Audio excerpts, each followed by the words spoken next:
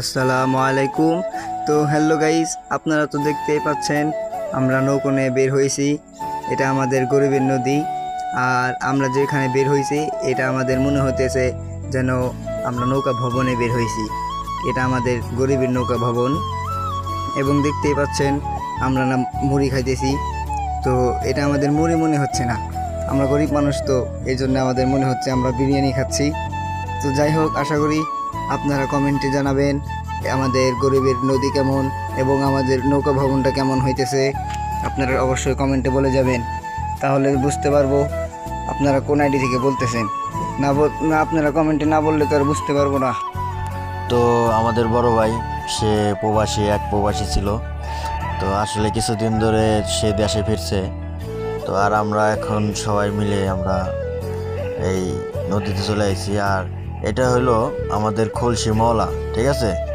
তো এটা হলো খুলশির মওলা। এখানে অনেকেই আগে শুনতাম যে এখানে মাছ ধরতো, অনেক বড় বড় মাছ বললে ধরতো।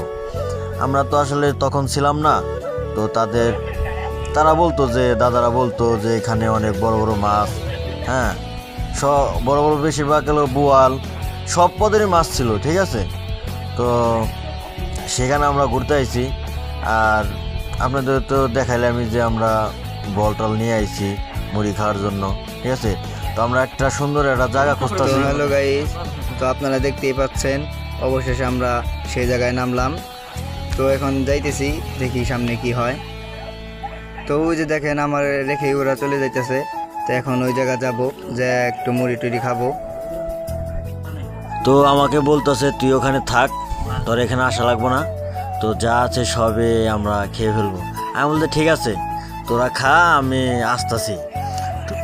তো ফাইনালি আমরা ওই যে আপনাদের দেখাইতেছি যে মুড়ি মাখাইছে আর একটা চাস্তো ভাই, সে বলতেছে ও সেই। তো আসলে বড় ভাই ছোট ভাই সবাই মিলে ওরা খুব মজা করতেছে।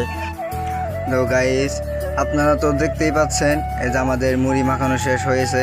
তো এখন আমরা সবাই মুড়ি খাইতেছি।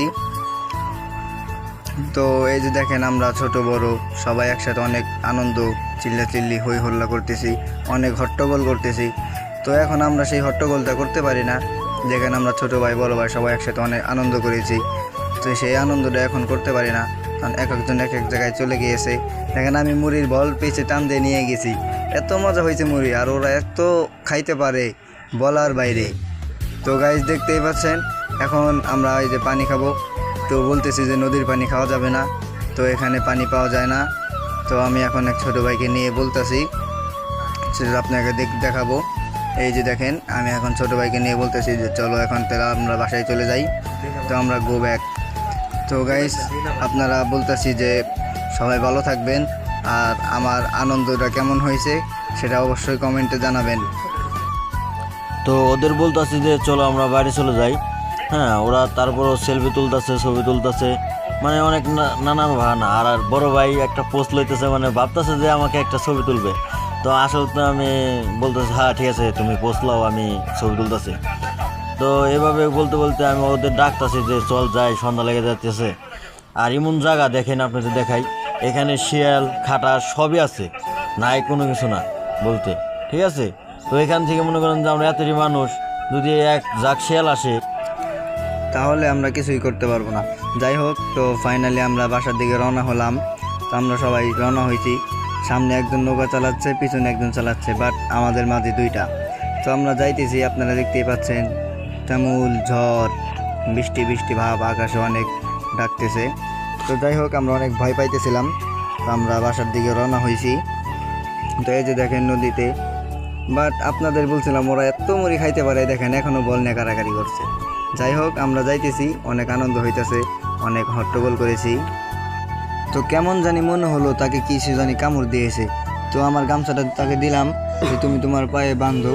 তো সে তার পায়ে বেঁধে নিচ্ছে, আপনারা দেখতেই পাচ্ছেন। তো পানিতে কিছু না কিছু থাকতেই পারে, স্বাভাবিক, এটা সব জায়গায় থাকে। তো দেখেন অবশেষে তার পাও আমরা বাঁধছি, বাঁধা শেষ হয়ে গেছে। তো সে অনেক কষ্ট পেয়েছে, সেই ব্যাপারটা অনেক ব্যথা ছিল। যাই হোক, আমরা অনেক কিছু করেছি, কিন্তু বাট ওখানে তো কোনো ওষুধ পাইনি। তো আমরা তোয়াই দিয়েছি। তারপরে সে কিন্তু কোনো ভয় না পেয়ে, কোনো ব্যথার দুঃখ না দিয়ে আবার নৌকা চালান শুরু করে দিয়েছে। তো যাই হোক, আমরা আটকা পড়ে গিয়েছিলাম, বাসায় যাইতে পারি নাই। তো তারপরে আমরা এই জায়গা আটকা পড়ে গিয়েছিলাম, আর কোনো দিকে যাইতে পারি নাই। তো এত স্রোত ছিল যে কোনো দিকে যাইতে পারি না, না যাইতে পারি ডান দিকে, না যাইতে পারি বাম দিকে। তো যাই হোক, ওখানে আমরা অনেক কষ্ট করেছি, ওখানে থেকে গেছি। আমরা বুঝতে পারি নাই যে ওই জায়গায় আমরা আটকে গেছিলাম। হ্যাঁ, তারপরেও যে দেখলাম যে নৌকাটা আটকে গেছে, আমরা কোনো দিকে যাইতে পারতেছি না। অবশেষে আমরা অনেক চেষ্টা চালিয়ে যাচ্ছি, কিন্তু কাজ হইতেছে না, কোনো দিকে কাজ হইতেছে না। মাঝি নৌকা চালাইতেই আছে আর আমাদের নৌকা ওখানে রয়েছে, আমরা তো কিছু বুঝতেছি না। তো আমরা অনেক ভয় পাইছি, আমরা তো অনেক হাসি হট্টগোল করছি। আমরা সেখানে সেটা বুঝতে পারি নাই যে ওখানে কিছু একটা ছিল। তো আপনাদের চোখে কিছু একটা পড়লে আমাদেরকে জানাবেন যে আমরা কিছু একটা দেখছি। বাট ওখানে আমরা অনেক ভয় পাইছিলাম। কিছু কিছু মানুষ ভয় পাইছে, আবার কিছু কিছু মানুষ ভয় পায় নাই, অনেক মজা মনে করছিল, অনেক মজা মনে করে হাসছে, আপনারা দেখতেই পাচ্ছেন। সে মনে করতেছে এটা কিছুই না, এটা অনেক মজা, অনেক চিল, কিন্তু সে পরে বুঝবে। তো আপনারা দেখতেই থাকেন। তা আমরা সামনে এগোচ্ছি। হ্যাঁ, নৌকাটা আস্তে আস্তে মনে করেন যে আটকে পড়তেছে, নৌকাটা এগিয়েতেছে না। আর আমার এমন মনে হলো তাকে যেন জিনে ধরেছে। এখন দেখেন তার তামসাটা দেখেন, আমি ওখানে হাসতে হাসতে বাঁচি না। তো গাইস দেখতেই পাচ্ছেন, এদিক দিয়ে অনেক অন্ধকার হয়ে গেছে, অনেক গভীর রাত হয়ে যাচ্ছে, এই জন্য আমরা ভয় পাচ্ছি। দেখেন মাঝে অনেক জোরে নৌকা চালাচ্ছে, তখন আমরা যাইতে পারছিলাম, কিছুক্ষণ পরে আবার যেন নৌকাটা আটকে যায়। আমাদের মনে হচ্ছিল যেন এমন যেন মনে হইতেছে যেন কিছু একটা টাইনা। তো যাই হোক গাইস, দেখেন আমরা তখন উড়াদুরা নৌকা চালাইতেছিলাম। তো আমরা কী করব তখন আমরা কিছুই বুঝতেছিলাম না। তো আপনারা বলবেন, দেখেন ওরা তখন খুব টেনশনে পড়ে গেছে, এক একজনের মাথা ঘামতেছে, ওরা অনেক টেনশন। আমি আপনাকে আগেই বলেছিলাম যে ওরা পরে বুঝবে।